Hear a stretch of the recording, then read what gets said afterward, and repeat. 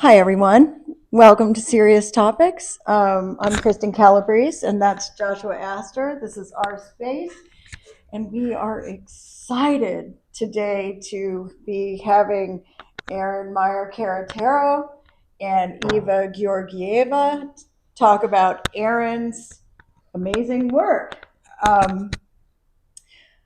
Josh first met Eva in 2004 when he was her TA at UCLA. Eva's work was like a hurricane line and color twisting space before your eyes. In the past 20 years, she's expanded her practice to printmaking, sculpture, and paintings of something more tactile and energized. Recent exhibitions at Night Gallery in LA and Derek Eller in New York City. Her work is in many collections, including LACMA, MoCA Los Angeles, and MoCA San Diego, and the Tang Museum.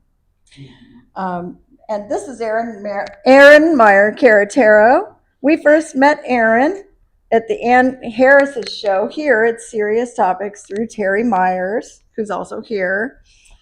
We went over to his studio and saw a stack of drawings, which display an incredible array of ideas and obsession. Seeing the drawings become paintings has been phenomenal. Aaron is from outside of DC. His work is in numerous collections, including the Philip Collection and the University of Maryland. Okay, everybody, well, welcome, and you guys go ahead and take it away. Thank you. Thank you. Okay. Well, so I would just say that I met Aaron about, 3-4 years ago at an opening, and he invited me to his studio. And I said, I am practicing saying yes. I'm going to go. And I showed up. I did not look up his work, couldn't even remember his name very well. But the moment I walked into the space, I knew that this was an artist I wanted to hang out with. And I kind of divide the world into people I want to hang out with and then the rest. And the main thing was that I felt that there were more questions in that studio than answers. And that was exciting. And there was one drawing that was sort of kind of pinned right above the light switch. And after we talked for a while, I was like, it's about the drawing. It's the drawing. And what I appreciated so much was the struggle. He was really struggling in his paintings because he had let go of the thing that he was praised for, had received, the attention of curators, collectors, museums, but he was driven to push the work forward in a direction that he didn't know what forward meant or what that direction is. So again, the questions. But I immediately understood that here's somebody who actually is sensitive enough to understand that there is this magic in drawing, this thing about the line that can lead you to deeper and more profound places than, a simple kind of effort around, like, I have a good idea and I'm going to go to the studio and execute it. And so I want to ask you about the line. Well, before we get into that, I remember it differently. I remember, all of that is there, but I remember when I met you, I was asking you about flower paintings. And you were like, flower paintings are for, like, just some kind of derogatory, something like they're for, like, amateurs, or, and when you came to my studio, I had all these flower paintings. Because this was right before I did this show on flowers, on peonies. And you were like, well, actually, these are kind of good. Like, these are, and I was like, like, what do you really think? No, that's our second visit. I don't remember the first, but I remember that one, and that was really funny. That's the second visit. No, the first one was in your garage. Oh, you're right. And you had the lobster paintings, and you had the wave paintings. Yeah, that's true. And it was about this black line, which is throughout, these paintings, but Back then, you were applying the black line with a brush. So I guess what I want to ask you Yeah. about is the black line, because we also have this other practice on Sunday mornings. We walk our dogs and we talk about paintings. And you, at It's one called point, you church. asked me the called church, and you asked me this question. He's like, "Do you think like when you change the tool, something like happens?" And I was like, well, funny when you say that, because I just read this little bit from Dubuffet, where he says like, when you change the tool, something happens. Like you start to reinvent. So it's almost better to make a drawing with a knife on a chunk of butter than to struggle to make a drawing with the proper tool. So when you change the tool, something happens, like something comes to life when it comes to the line. And I feel like that's been the journey of the past 4 years. And I hate that word, by the way, but sometimes I like to use words that I hate just for the fun of it. So so this thing about the black line and the tool, and how you leaning into this invention around how the line is applied and how it comes to being alive. How do you find the pulse of the line?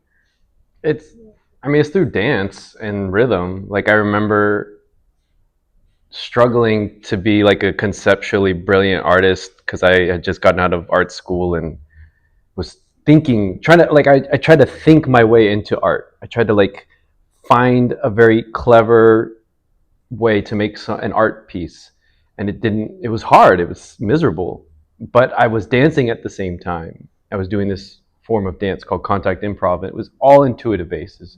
Steve Paxton, there's this long history of that coming out of Oberlin and being in New York, and that felt so natural and so right in a lot of ways because I could be playful, I could be like, it required so little effort conceptually to do. It was just pure like, impulse. And I was struggling to make work. I wanted to make art like that, but I didn't know how. And a friend of mine was like, so I think Linda Banglis had told them to do 100 drawings or something because they were stuck too. And she was like, you should do 100 drawings. I was like, okay. And she was like, just, so I got a stack of computer paper while I was working. I would do drawings. I had a government job that I could fuck off in. So I just would like be working and not working, but drawing. And I had these pens and I would just kind of do these weird dumb doodles, and it coincided with, this whole class I took at at art school with Barbara Rossi, where it was like form invention and doodling and this effort to like just keep things very sort of like just naive, just be playful, just be, explore it and push it, be playful and push it.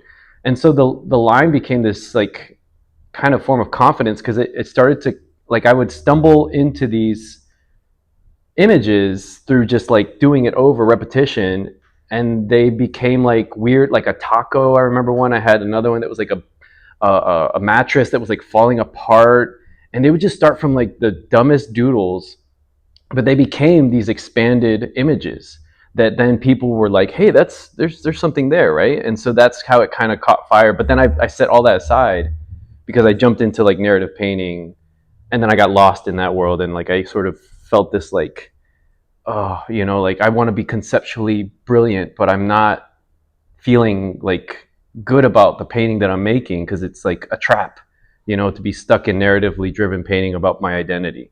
Like, how do I want to make art like these other artists who I admire, who I think about, like, what is it about that work that was so long story short, it took me a while of like just regurgitating efforts to try and just fail and fail. And then like going back to the line was the thing that saved me the first time. So I was like, let me go back to that and get back to drawing. So I started drawing these flowers and drawing these waves and drawing these forms. And, people who I respected, people I admire were like, hey, there's something there again. So I was like, okay, I really need to pay attention. There's something in the line. There's some kind of natural flow that's happening there that seems to be a gift. And if I ignore it, I'm just ignoring something that's like, part of myself, part of like what feels right.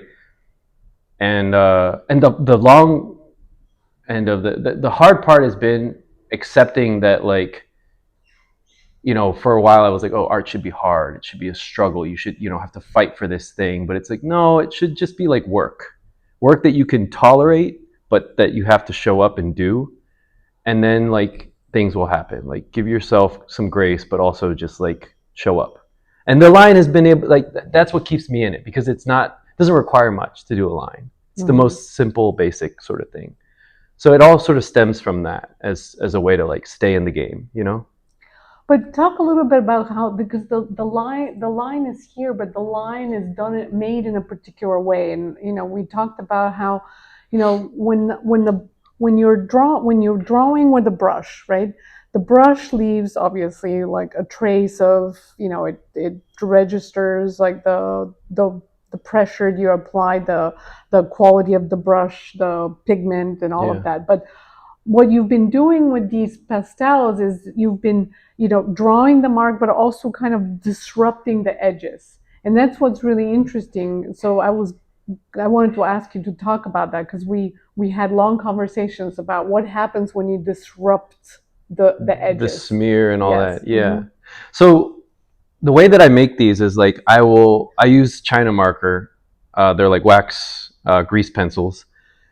And I'll, come up with a form through lots and lots of, like, doodles that then develop into something that just intuitively feels right? And then when I'm doing that, there's, like, little parts of the pencil that sort of break off. Same thing with the pastel. When I'm covering the whole drawing with the pastel, pieces break off. And then the last part of the drawing, after I've colored everything in, is to take a 6-inch putty knife and scrape off that layer of paint, or not paint, of pastel and pencil. And it drags and it creates these inconsistencies. Or if I'm erasing a mark, I'll, like, put tape, and I, like Scotch tape, and I press it into the paper and I pull it, and that removes the mark, but it leaves this kind of, like, difference on the surface of the paper, and so it becomes more saturated because it doesn't have that protective layer that's left when the paper is pressed. So all of that I kind of embrace, because it allows the material to do some of the work, and that's the important part. And when we talk about, like, the smear, and that, I see, like, these old videos of de Kooning painting, and he's, like, putting brush strokes down, and then he smears it with, like, a palette knife or something. What I've realized is that it integrates it more into the surface, and it creates a kind of, like, you're relinquishing some control, but you're also allowing it to cohesively weave itself into the rest of the image, which I think is a really important part of a painting, is to have this kind of sense of cohesion for myself, right? And cohesion through a kind of, like allowing the material to do that part for me, So I just show up with the energy and the movements, and then I also kind of have some space for chance, because ultimately things that are outside of my control can most of the time be really interesting, It's like that misunderstanding by allowing for whatever to happen. Right. So, well, it's interesting. Like, I'm glad that you're explaining that, because there's something about that disruption, and I saw that in the drawing that I described in the proper version of our first YouTube. But because you had the drawing is of, it's your dog on the couch, and you can tell that you freaking pushed that piece of paper to its absolute edges. The pencil is so, like, you can see, like, you really wanted to find that the curve of her back in relationship to the pillowcase. It's like love, right? Yeah. You paint because she's your beloved, so you treated that image the way one treats a beloved, like, where you want to touch them forever and never let go. Yeah. So it's this touching. But the touching becomes so kind of crazy that it really literally there's, like, right there at the edge where the image starts to almost fall apart, and so does the surface. Yeah. But there's something about pushing that pigment so far into the surface. So I have this little thing also from Dubuffet, because I love that dude. He talks about paper. I ran all over it, and I managed to make it speak by doing so. And there's something I think similar with your process about this kind of, I come to your, when I stop by your studio, like there's that sense that you push the surface into a kind of like it's such an intimate, like pressed upon. Like I keep thinking about like when I was little, growing up in Bulgaria, it was always really freaking cold, and sometimes like you really couldn't go outside because my grandmother thought we'll catch a cold, and looking back, that was just nonsense. But the point is like that feeling of pressing my face against the window, and so I can see through. Yeah. And that seeing through was not just seeing through the window. I think there was something about, and it was really what I loved looking at was when the trash trucks would pick up, there were always like crumbs and all kinds of scattered stuff on the ground, on the frozen ground. But all of a sudden there's color, little bits of color, and then these magnificent little sparrows that will just flutter around on these like little crumbs of garbage. And that's what I could see in the wintertime. And but it was also like the pressing of my face against the surface of the window. And I feel like there's something about all of these paintings that I think the tactile feeling is of that kind of pressing up against something where something gets revealed beyond the optical. So it's not just a picture, because these can easily be just perceived as like, oh, that's a cool picture, right? But I think if you really surrender to a kind of experience of these things, you start to kind of peel away that initial reaction of, oh, it's sardines, oh, it's funny, oh, it's this or that, and you start to sense something beyond the kind of optical. So I want to play a game with you. So I'm going to just like throw things at you, and you just have to give me like the fastest answer to whatever my question is. Like, I mean, like whatever pops into your head. Okay, quick. All right. So when people say, what's working? What does that mean in a painting? What's successful, what looks good, what's attractive.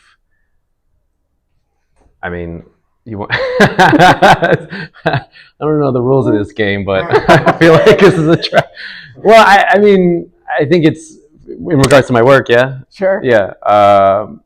I think it's, like what feels right. It's so much of it is about an intuitive relationship to like, because the intuition I think has a brain that's way more like sensitive and responsive to painting than I think this one's always trying to catch up to this, I think, for me in the work. And so that when someone says this is working, it's like I'm acknowledging that there's something here talking to me, saying yes or thumbs up or agreeing, recognizing oneself maybe even, or seeing something that's familiar in a way that's gratifying. I don't know. Great, perfect. Segue. Who's little Aaron?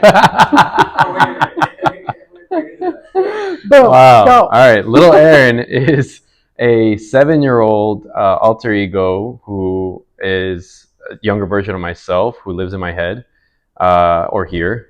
And he is my co-collaborator in making these works. And he's in charge of, right now at least, in charge of coloring and color. And it's not always so rigid, but we go back and forth generally when it comes to it. But he's the one who says, this color there, that color there. Yeah. Good. All right. Next question. Perfect. Difference between color and colorful, and like just a little parentheses. We have this secret code where like Aaron will ask me, "Hey, what did you think about the show?" And I'll be like, "It was colorful." What's the difference? I mean, for something to be colorful, just feels like there's no real reason for that color, or there's no real kind of like, it lacks pathos in a way. It's just sort of decorative in a way that doesn't. I'm not against decorative painting. I love decorative painting, right? But I think that when something has color, it has a kind of, a mood and energy, a type of affect, that is like conducive to its imagery, and really pulls you into this,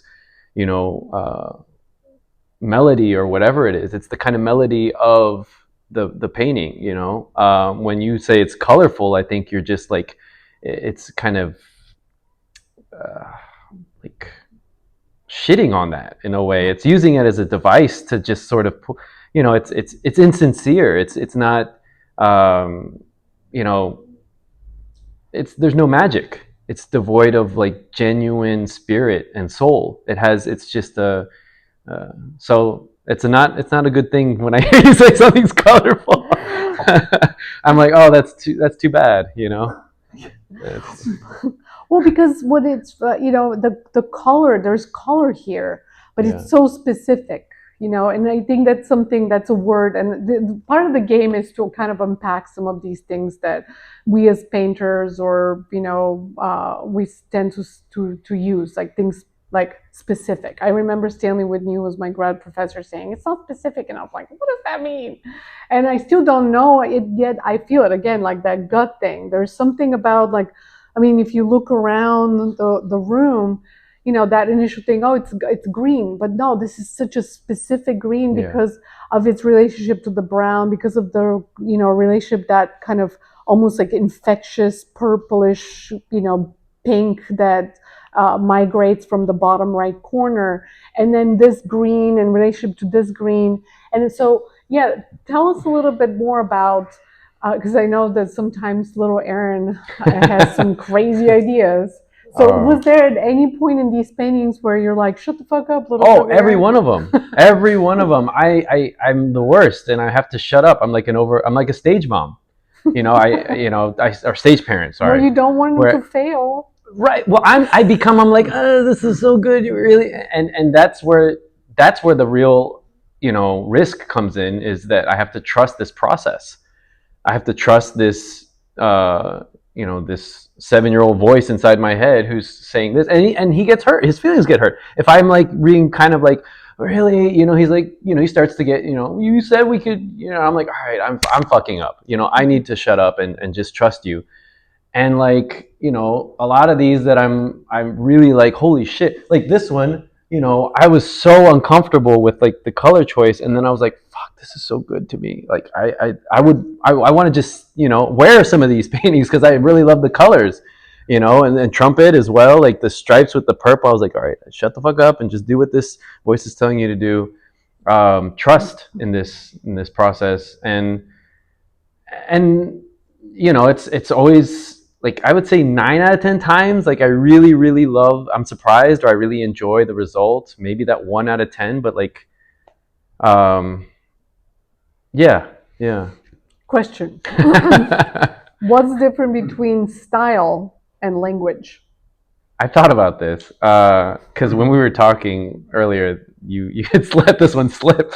But I mean, for me, the language is the syntax. It's the form. It's the way that this thing is put together. And then the style is the kind of the messiness, the little holes that happen because the surface was sort of fucked up, or the kind of little pieces of the kind of grittiness of it, like that to me is really like, I enjoy that in the work of like James Castle or Martin Ramirez, where there's this kind of like grimy, sort of, it's appealing to me, and so I embrace that in my own work, but it's not the language so much. It's what's being said is more in the form and like the I mean, it's I don't know, because I came up with the question. I was like, I don't know what it is. But I thought about it, and I was like, well, I do think that there is something about actually language, in your work, because I mean, you also chose to, print a poem, a Frank O'Hara poem, in relationship to these paintings. And when I first walked in here, I kept hearing words, I didn't know Kirsten gave me that afterwards, but I kept walking around and hearing the word plop, plop, plop, plop, plop, plop, plop, plop. And then Kirsten gives me the poem, and I'm like, oh, wow, this is perfect. So I'll read you the poem. Wouldn't it be funny? Wouldn't it be funny if the finger had designed us to shit just once a week? All week long, we'd get fatter and fatter, and then on Sunday morning, while everyone is in church, bloop. Well, that was a gift from my friend Terry Myers. Terry Myers. Yeah, he's a But gem.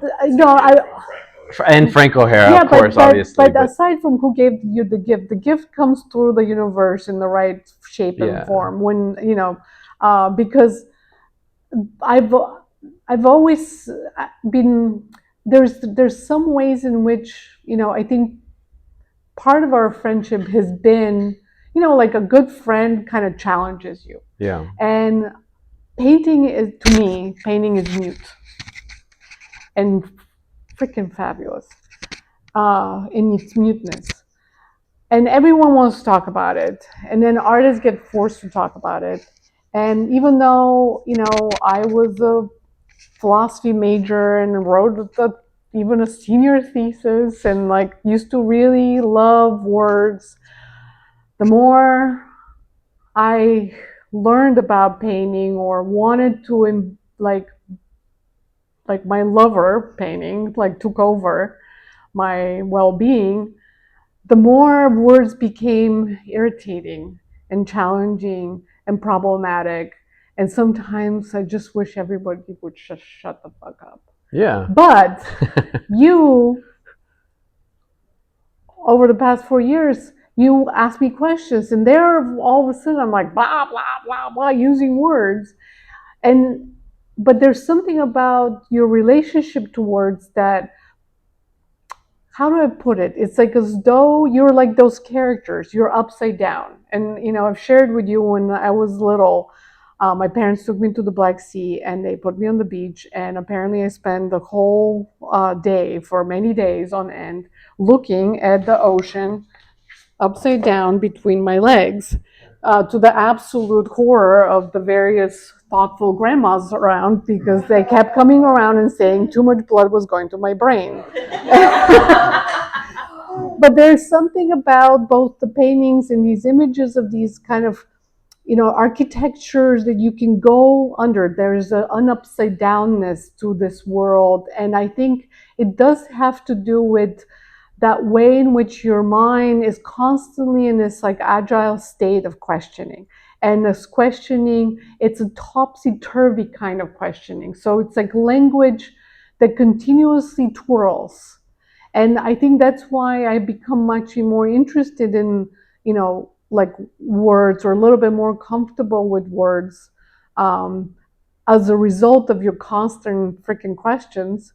That I find myself tricked into answering or trying to answer. And so I'm curious about actually, maybe for you to kind of unpack a little bit, because, okay, there's a few things going on. It's more of a cluster, this question. I get very irritated when artists are like, I use humor. I'm like, what the hell does that mean? Yes, these paintings are funny, but there's an absurdist. So yeah, I want you to kind of unpack for us a little bit, this cluster of, I think, misunderstood notions, such as humor in painting, language, poetry, and how this sort of topsy-turvy attitude of yours allows for these things to kind of bleed in and out of each other in a kind of flow that produces then, and I think it does happen through drawing. So tell us a little bit about my very question. So when I was a kid, I used to watch a lot of Merry Melodies, Mel Blanc, Bugs Bunny, Looney Tunes. And when I look at these, they give me a similar feeling of absurdity. There's a kind of, I love when things are exaggerated. I love when things become absolutely impossible, but possible, right? There's this, because of the line, because of this beautiful gestural exaggeration and just nonsense, right? That to me is so, it does everything that I want to do, because language, like meaning, these words, right? I'm talking words, they have meaning, but the meaning is not interesting to me because it's so fixed. When there's fixed meaning, it just stagnates everything. And like, that was my problem with narrative figurative painting about my identity, is that it just was so fucking fixed in this trauma of like repository of my biography, that there's no room for the multitude of what it means to be alive in life, right? So like, this work is more in line with, it's not to forget the pain or the any of that, it's to give it in a way a kind of more like just open space to exist as something that isn't necessarily like colored by my own ego or like limited idea of what this thing is, this experience of being alive is. You know, the experience of being alive is not just a very clear narrative. It's a very messy, obnoxious, absurd existence, and you know, so the way that I see that reflected in the world that I've grown up in is like in comics, in humor, because humor is this kind of surprise of the absurd. It's this absurd thing being revealed, where this truth, you know, and all these other things that just kind of point in a direction, not necessarily claim a thing, but point in a direction. And there's this inherent contradiction to everything. So if the thing is pointing at the direction, it should point the opposite. You know, it should point that way. It should point every way. Not to like disorient you into infinity and you don't know where to land, but to give you this multitude of like things that then harmonize into a single coalesced image, which is the experience of looking at a painting. You can go this way, you can go that way. It's like choose your own adventure. But then what it is ultimately this container of all of that. And how do you do that? I think you do it through like sort of deep mining of the subconscious, and then it comes out in forms that you intuitively trust and that you recognize, but you can't put a fucking name and say this is this, you know? Mm. And so it's what I'm being pulled into, because it makes the most sense for me to like be making work about that, or making work in that kind of direction, you know, with that intention. So because it feels good. You know, it's like, yeah, this is, and that's poetry to me. That's what, you know, back to your language. To me, painting is about poetry. The painting that I like is about poetry. It's not necessarily only craft. It's not about only being able to render things. And you can use those things in poetic ways, but the poetry is like the kind of creativity, the imagination. You need imagination, you know? Without it in a painting, it's just like, what are you doing? You're just giving me propaganda, or like this, you know, it's horrible. It's shit. It's, you know, what the fuck. Well, you use the word forgetting, which leads me to my last question, and we can ask like these guys in the audience. But so I was complaining to you about how I've been feeling frustrated because I read a lot, and then I literally forget what I read, and I was like, "Is it my old age?" And you're like, "No, you're a painter. You have to forget in order to paint." Oh yeah. And I wanted you to kind of talk about that, because that was a real big relief. Well, I think what I was talking about was stuff that I've internalized through like, there's like this, you know, everybody knows the Philip Guston, well, everybody, the painter community who are like nerds and study painting know this idea that Philip Guston said, you know, John Cage had whatever, about people leaving the studio, right? You know, as you're painting, and you know, there's this kind of like, I remember I was at Skowhegan, and it was like, get out of your head and into your hands. That was this thing written on the wall. And I think as artists, we're constantly trying to rid the world in here of our, you know, in our studio space, because then we can listen to here, right? And here is not a space of clear memory. It's a deeper internalized memory, and it doesn't play in the same way that this does. So, you know, I think it's important to forget stuff, and we train ourselves to let go of things, to block things out, to kick people out of our studio, to kick memories and ideas out of our studio. I mean, you need an idea. That's your ticket to ride. And then once you're on the ride, you don't need the ticket anymore. Right. You're on the ride. So then you're like allowing yourself, but in order to continue on the ride, you have to kind of let yourself go and be absorbed in it and feel the like roller coaster, right? And you tossing you up and down. And are you having fun or are you miserable? Swallow your own vomit. Yeah, swallow your own vomit at that, I think it's important to forget, because then you can look at things like a child would, with a kind of open and curious and awe, and you're inviting a kind of playfulness that isn't so subjected to your dogmatic idiocracy bullshit that you learned in school, or in anywhere. It's coming from the same thing that you would hope you can connect yourself with cave painters, which is this kind of like connection to a deep, like, what the fuck is this existence and consciousness? What are these animals, alive one moment, dead the next? Well, just to add to what you're saying, so we went to Lachman on Wednesday, and we to an opening, but then we ventured upstairs to the permanent collection. We're looking in this portrait by Buford Delaney, and also a black and white painting from 51 of Pollock's. And we're standing there, and it was like, these are alive. And then I remember saying something like, yeah, and you can never be finished looking. With most other things, like, you can be kind of finished looking.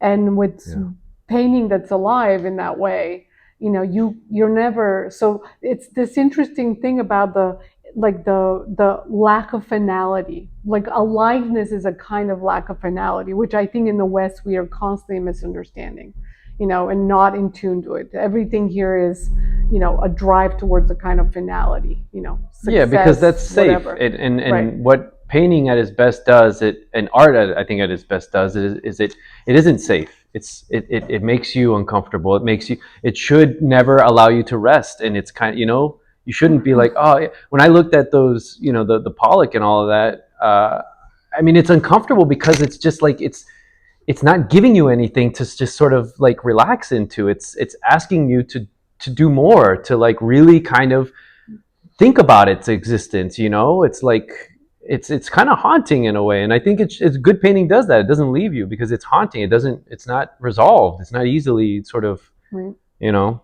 that's what we want. That's what I want with, work. I'm sure you want the same, because it feels good. It feels good to be contributing to that kind of like stuff. So, you guys have any questions for Aaron? Or Iva? I do.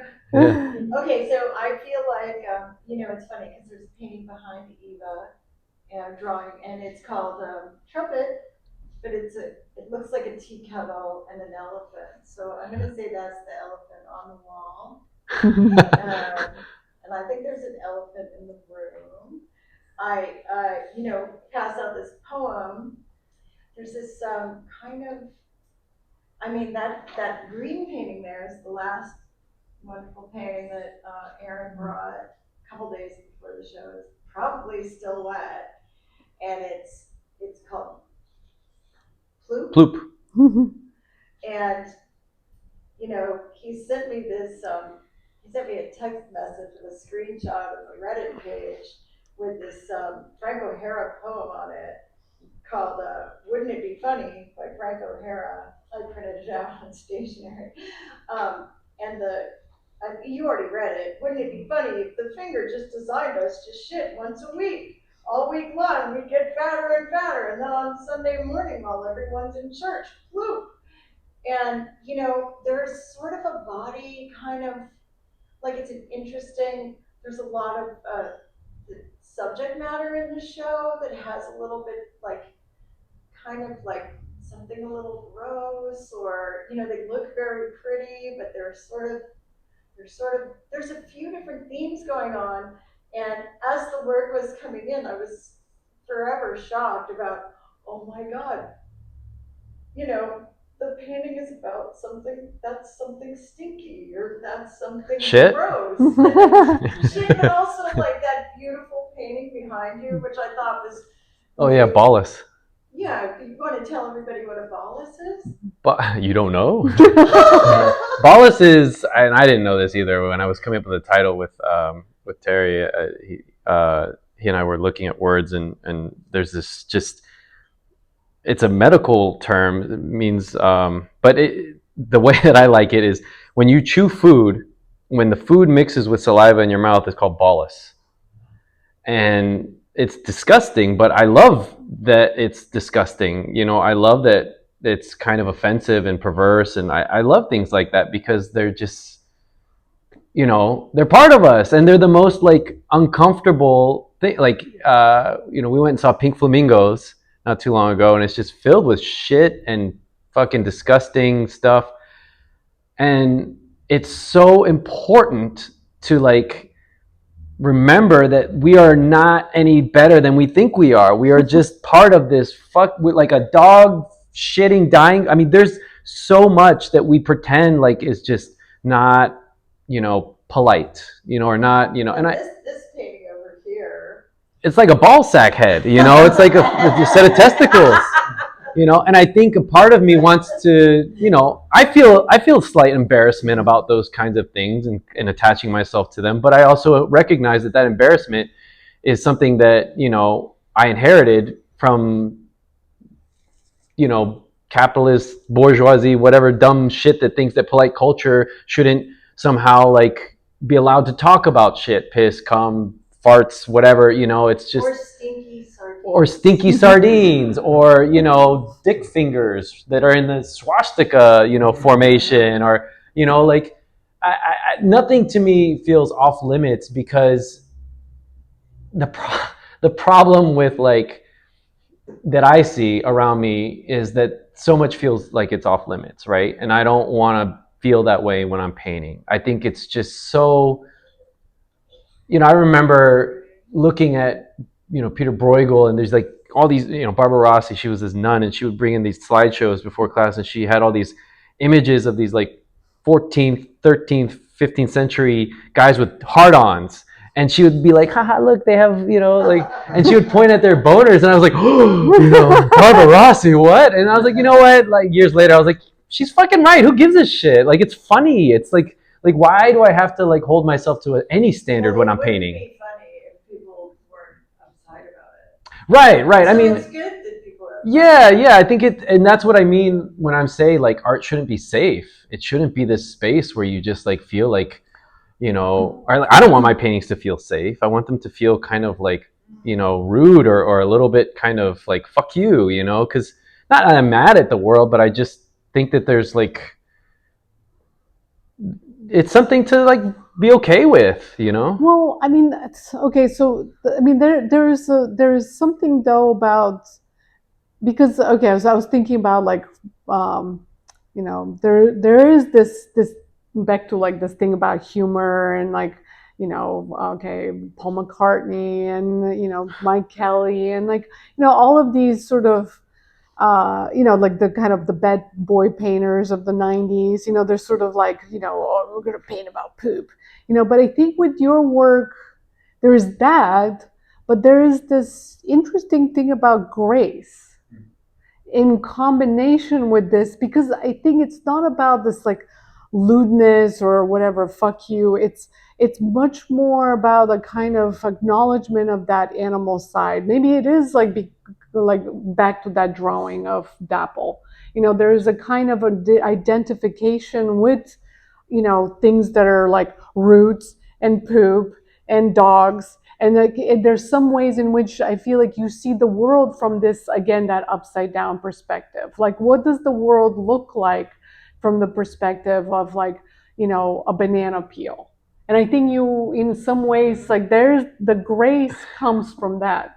Yeah. The acknowledgement of all of this multiplicity of perspective. Yeah, I think that's true. I want like a love story next to a smut film, like I want these things to be like not in different universes. I want them to exist in the same universe because they're part of my universe as I, move, I look on, it's everywhere. I don't have to like go through the myriad of examples of like gorgeous and beautiful, precious, tender, sensual moments next to the most awful, grotesque, painful experiences. That's life. That's what it is. And to value one more than the other, I think is not my interest. I don't want to do that, because it's placing too much importance and value on something, which then begins to create a sort of hierarchy and dominance and meaning, and that's a trap for me. Like, I just want to be able to look at things with the kind of openness and like include whatever I want to include without thinking that,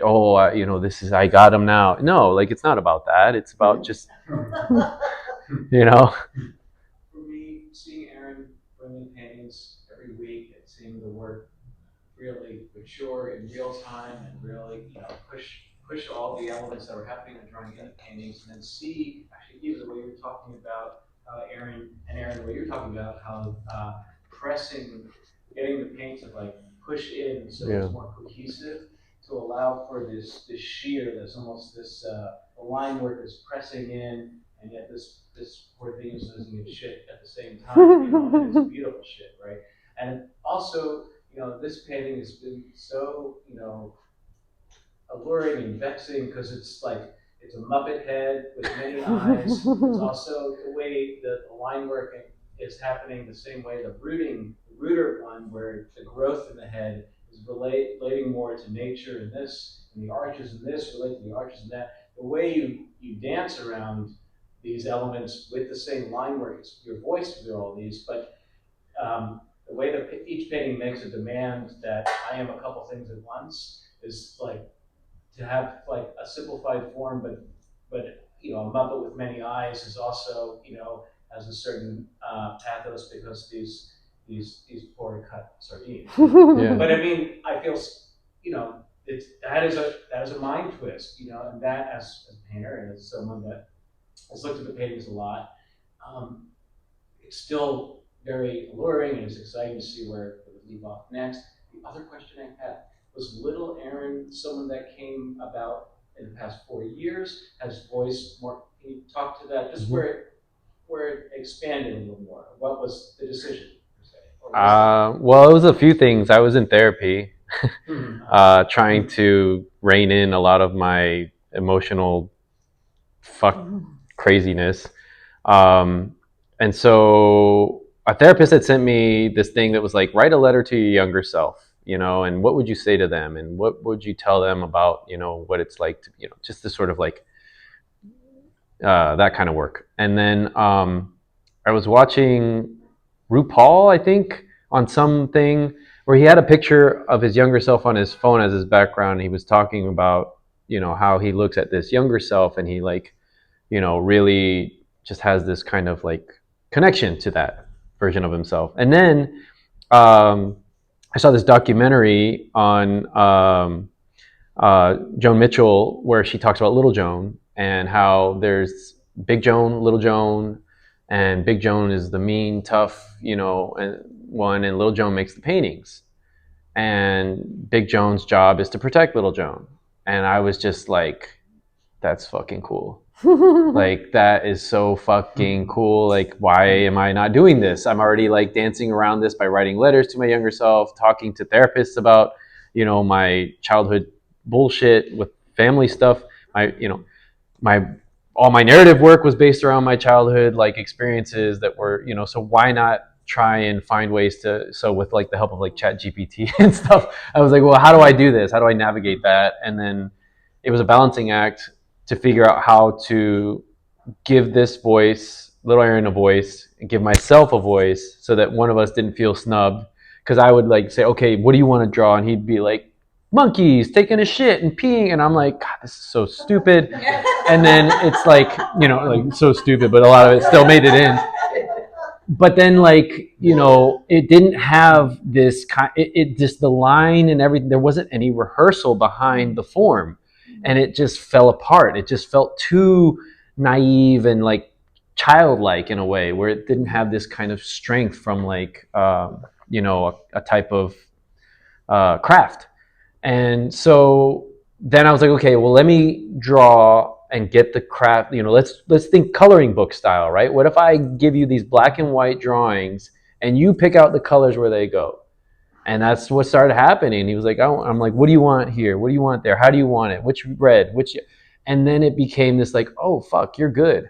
Like you're good at this, and like this can work. And so okay, like, and he felt good about it. I felt good about it. It took this pressure off me to kind of have to like figure out like, because when you're painting the real like what I see, you have to kind of just methodically figure out, okay, how do I get to this color, or what is happening here? Is it a warm, cool? Like, how do I create the senses?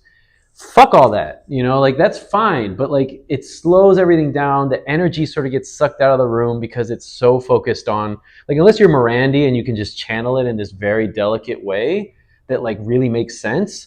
Like, and I'm not Morandi, I don't even pretend to be, but I want to look at something and see this kind of energy. So to me it comes from a kind of intensity which is already in me, so that he just plays that up a bit. Yeah. Can I do a tiny monkey wrench? Yeah, monkey wrench away. Eva started me thinking about it. Like, I'm not going to say it. But I'm going to say it. So once again, I'm in a situation where I'm hearing an artist like this whole. Let me just cut to the chase. So to be conscious means that the idea of being like shutting yourself up or being beyond language is only aspirational. It's not real at all. None of us can turn the words off in our head. Sure. It's not possible, no matter what you do, as long as you're conscious. Even when you're asleep, the words, you might dream with words a part of the dream. Aaron already knows this. I'm a massive fan of Mark Twain and his ability of skewering sort of like Flaubert's idea of received ideas. Mm-hmm. And one of the things he wrote once is about skewering the notion of actions speak out louder than words. And this is paraphrasing. He says, bullshit. In 30 seconds, we have more words that would fill numerous volumes of books just going on in our heads. Actions are just the clothes and the buttons of the man, is what he says. Sure. That we are doomed or liberated or all the different things by the fact that we can't turn the words off once we attain language. It's not possible. So it's aspirational. No matter how visually attuned you are, no matter how loud you put the music on in your headphones, it's an aspirational thing. And I think that's great about it because it keeps everything unsolvable. But isn't that what painting is? An aspiration in and of itself, right? Yeah. I hear artists say over and again, because what I do for a living, it's like, it's BS. I know it's BS. That it's an aspirational thing. Okay, I'll flip it to you. So what about, like, if you think of it as like a Zeno's paradox, right? So it's it's paradoxical more than aspirational, because there's something paradoxical about but the painting. aspiration is the idea that you can turn it off. No, I used to tell my students, like, as I'm lecturing, like what I did with the Kooning class, for all I know, you're thinking about what you're going to have for dinner. Right. And you're capable of doing both at once. You're capable of listening to me and having those words in your head at the same time. Our brains are incredibly complicated, and once we acquire language, it doesn't go away. And I think the aspirational part is we have this desire, fantasy, whatever you want to call it, that somehow we can sort of transcend these words. But we don't. Yeah. It doesn't happen. I mean, I don't think that it's about like arguing whether it's possible or not possible. Perhaps I completely agree with you. It's not possible. But perhaps the aspirational or paradoxical aspect of it is like getting as close as possible to a kind of. Right, but even why is it paradoxical? Why is it just the way it is? It's not a paradox at all. Maybe because it feels like a paradox or something. Like, well, maybe your aspiration, you're trying to convince yourself it's a paradox because we have this wishful. It goes back to Rousseau, not the painter, but the philosopher. It goes back. We have this kind of idea that there's a pre-language moment. There's a even like the cave painters, like they had language in their head too. It probably didn't mirror anything like ours, but the fact is, and again, I like the theorists that I got this idea from were part of the group Art and Language in the UK. So they always bring up Richard Rorty, the great philosopher, who says we are narrating, Aaron says, we are narrating in narratable beings. And Sure. that combination right there.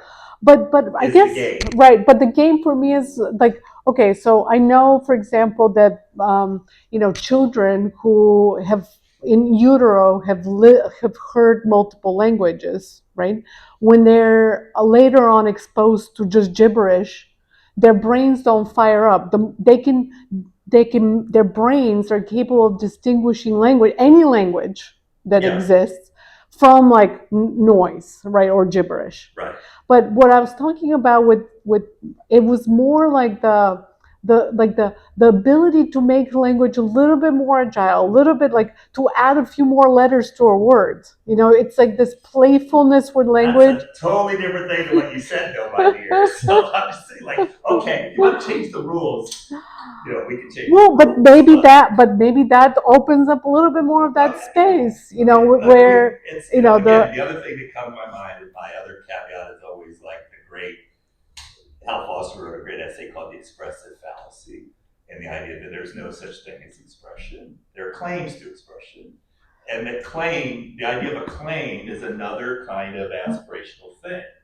That there's a reason why certain styles, certain things look the same or in the culture. I mean, but at the same time, I actually have to say, like, okay, well, there's a certain ways in which, like, the kind of structuralist approach that, like, it basically, positions everything within the linguistic is also a kind of, like over the top aspirational, So maybe scientists are kind of like throwing some hot water on that. My worst students are always neuroscientists. Yes. I'm not talking about.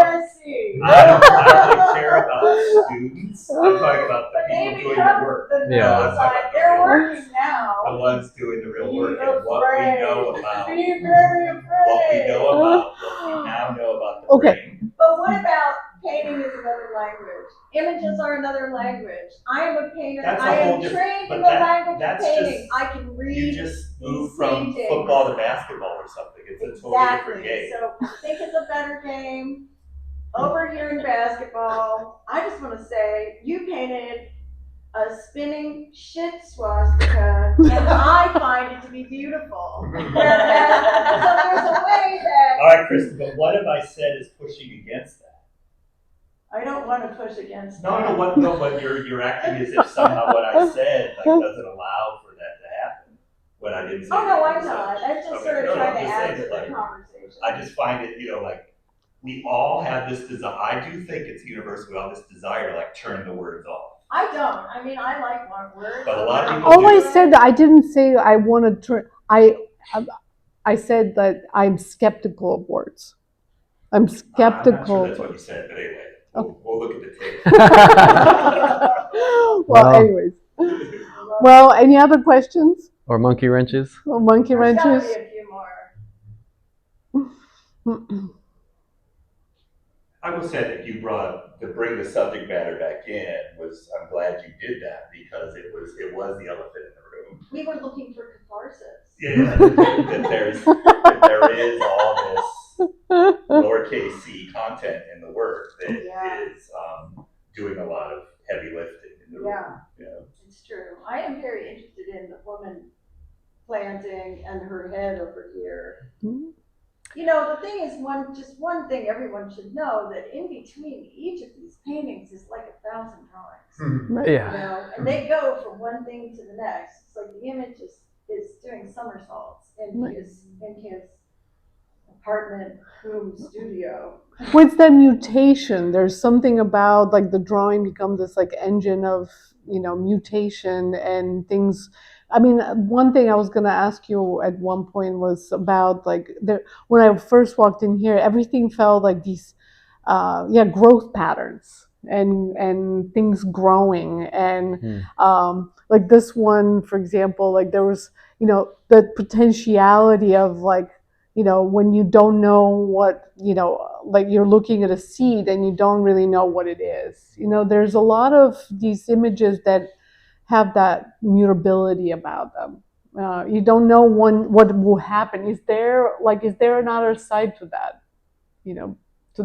I don't know. Yeah. But I think the energy of growth is like kind of, it's very related to like just moving. You draw, right? You know what it's like when you start and you do this gesture with the line.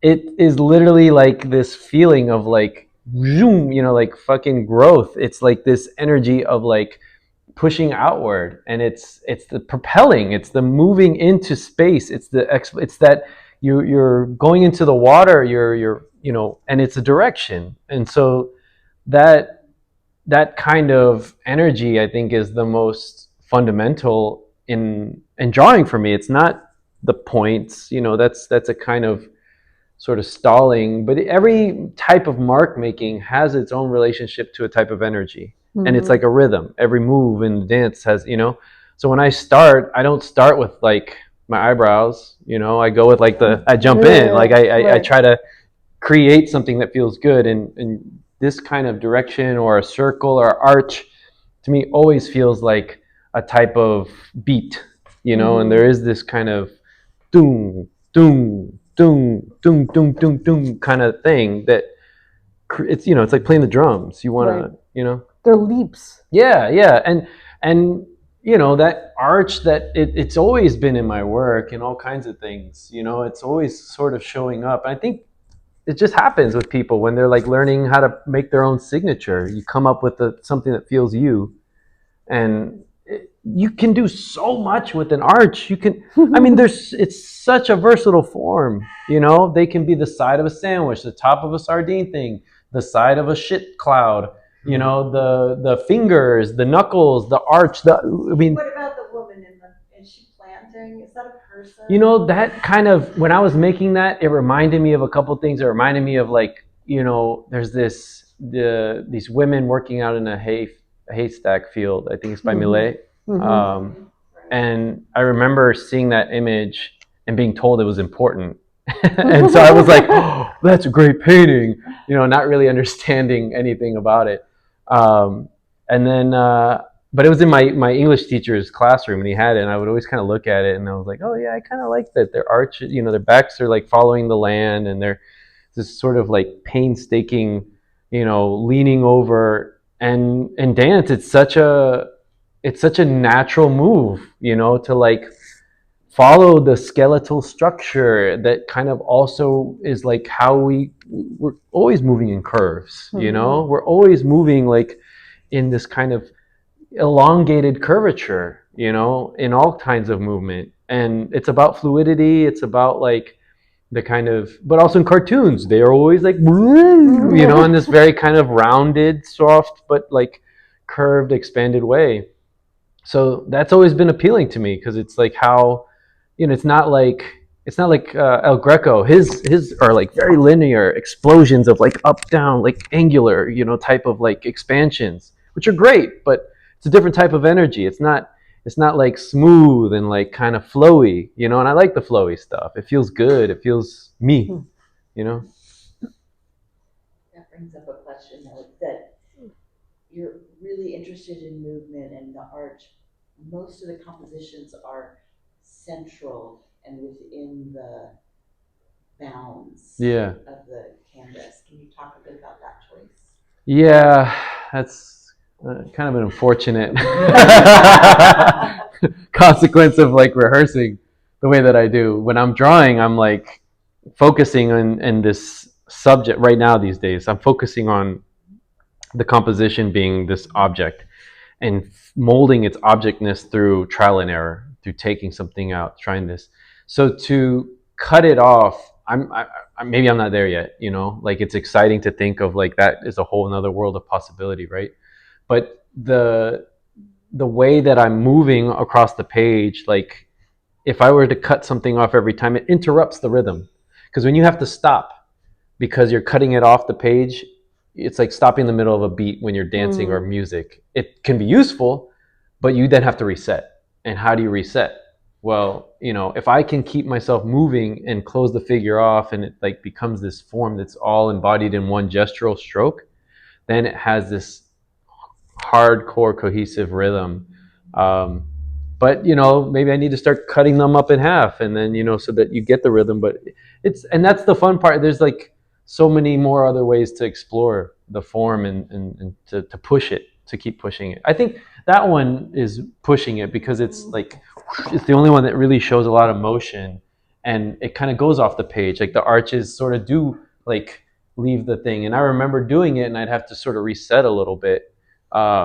But I could reset because it's an easy move. It's just this, and I pull back a little bit so that when I'm doing it, when I hit the edge of the canvas or whatever, it doesn't disrupt too much the beat. So Depth of space too. yeah, and I was sort of like starting and going back and then going forward, become like a propeller yourself. What is do you do drawings until you see the painting? Like, does it leap from drawing to painting, or is that how you keep yourself from not getting stuck? And I was like 60, 70, 80% has to be worked out in the drawing beforehand. And it has to feel like it's got some chops. Because if I figure everything out too much in the drawing, there's no room for invention. It just is like, I've sort of the idea has sort of run its course.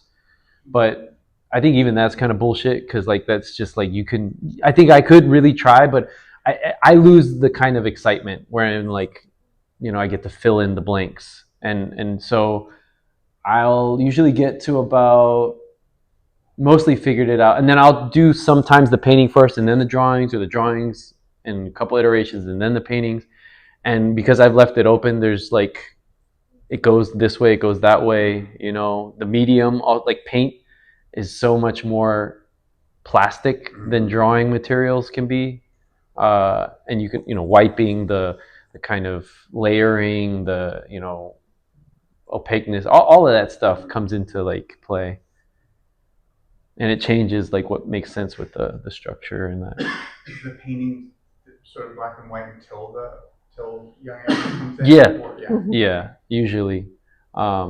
Sometimes we both agree on a color right away, so it's just like, all right, let's just go for that. But usually it's black and white. Yeah. I was having a conversation with a friend recently who's a landscape painter. Uh-huh. She does like Western landscape paintings, and she was talking about this idea that there's no straight lines in nature. Yeah. Which may or may not be true, but I think like we have this. The surface of water. True. Yeah, there's one. I kept coming up with ones that are in geology, and then realized that I think even in geology, whenever I see a straight line, there's almost like a suspicion that it was made by a human. Yeah. Or an alien. Yeah. Definitely alien. Straight lines are on a level we can't perceive. It brings They it to the exist, we painting can't that's see them. behind you. Uh-huh. This one here. This one? Yeah. Those horizontal lines kind of seem to indicate like a human space of some sort. Yeah. They bring it into this like where I start to ask myself like, where is that? Whereas the pictures that are just kind of defined by the edge of the canvas of the paper, I don't find myself asking that question. Yeah. Is that what you were up to, or is that? That's Lil Aaron's department, and he says he doesn't know. But like so with the one that's behind you, Hut, like I had originally tried to make them like wood floors. Like because I did this whole thing when I was doing figurative, much more representational stuff with like wood floors, and there was this kind of like abstract. They're like bricks, right? Because the wood floors have like they stop, and I used to do home repair and all that kind of crap, and so there's this kind of system that they have, but it just wasn't working. It was too sort of fixated on this like system of flooring, so I abandoned it. But then he brought it back in, and like he wanted to go through the whole thing, and it does do that. I like that grids do that, stripes do that. They create a sense of maybe it's because something that I don't know about them or whatever, but it addresses the space, and it partitions it into something that then creates a kind of relationship, whether it's one, you know, a rhythm, a sort of, and it also creates, you know, lines that move the eye up and down and could go back into space. They become bars that are kind of like, you know, like maybe it's a prison or this sort of, you know, where am I within this sort of thing? It's a pattern, you know, patterns do that. And I think, you know, I just think it's interesting. It's an interesting way to kind of complicate the surface and the space, because a lot of these I'm like, well, I don't, you know, if I was doing this without, you know, with this sort of like, how do I address the space, right? What do I do with this space? Where is this thing? And that was a big problem for me when I was doing these still lifes. I always had to include the edge of the table, you know, and it was like so stupid, but I was like, it doesn't have it. And like, you know, talking to people who know about painting, and they're just like, what the fuck are you talking about? Why does it need that? And I'm like, I don't know, but it needs it. And it just was like this dumb fucking thing that is like fixated. And you just have to somehow let it go, that it's not, it's a device. It sometimes is useful, and at other times just completely grounds it in this boring ass, you know, predictable reality that then doesn't serve the rest of the work. It just kind of kills it. I remember I had this really great interaction once with this guy, Stephen Pace. He's a Abex, I think second generation Abex painter. And he was like, I didn't know who he was. I was like, who are you? And, he's great. If you don't know him, you should look him up. But he was like, yeah, you know, don't draw so that the line goes through the head. Like, he would stop before it hit the head in like a portrait. He would draw a line, stop, and then continue it without, and that was kind of like one of those teaching moments where I'm like, oh, you can do that, you know, like you, like that's, you know, it's very sort of like obvious to me now. You get to pick what goes on the painting. Yeah, right. You It doesn't get, have to be what's in front of you. yeah, and it sounds so kind of like obvious, but it's one of those problems that, you know, we develop at some point and have to unlearn. And so much of it is like, you know, unlearning the rules of like reality to just I don't think be, it's unlearning. I think it's learning. whatever. I think it's insight. Insight. I think it's like, You have to when you change this feel- thing for yourself. When you're painting and you're working on things and you feel like you're kind of in a corner and you can't get out, and then you realize something that seems like the dumbest thing, and you were like, wow! Yeah. I mean, like, if you can, I mean, you can, the laws of physics don't apply in a drawn picture. Yeah, yeah, that's so true. And when you do it with just black and white, it's even more true, because you're not creating light and shadow. I mean, you can do that with shading, cross hatching, all that, don't get me wrong, but when you keep it just line, oh my God, anything can go, because it's just the white space and the black line create infinity. They just are just the most magical open tools. And I love that. It's so versatile. You can, I mean, you can go anywhere with it, you know? And because then color creates a kind of specificity. Like if I had, you know, I don't know what color would change this, but it does create a kind of like, oh, this is earthy, this brown is like ground, it, you know, or the green is grass. If the whole plane is green, then it's grass, right? Or if the whole plane is blue, then it's sky or water. I love how you say, instead of the grass is green, you say the green is grass. Yeah. Well, that's how I read it, you know, because it's like I see the color first and then it becomes the thing. Right. But in order to keep it so that it's just the thing, you have to remove these laws through form. Language. And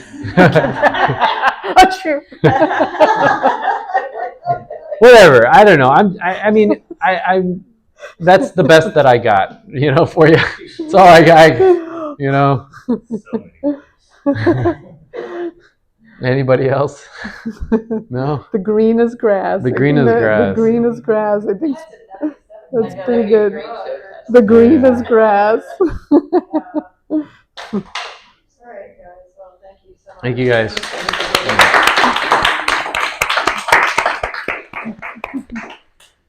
Please eat some caviar. Drink champagne. Drink yourself under the table. Thanks, Josh. Thank you. Thank you, Kristen.